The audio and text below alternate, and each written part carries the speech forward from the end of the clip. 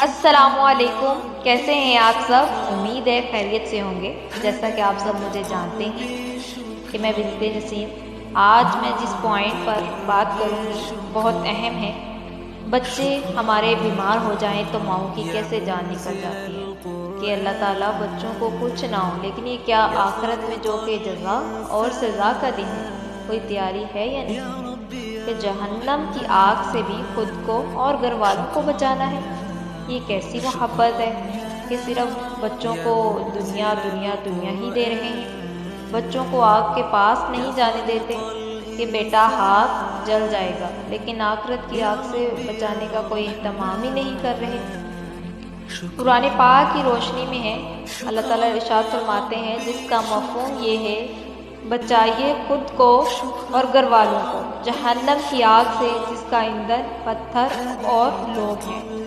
انہیں خواہ کتنا ہی برا لگے، انہیں ہر ناجائز کام سے روکیں کہ رب العالمین کے سامنے کھڑے ہونا ہے۔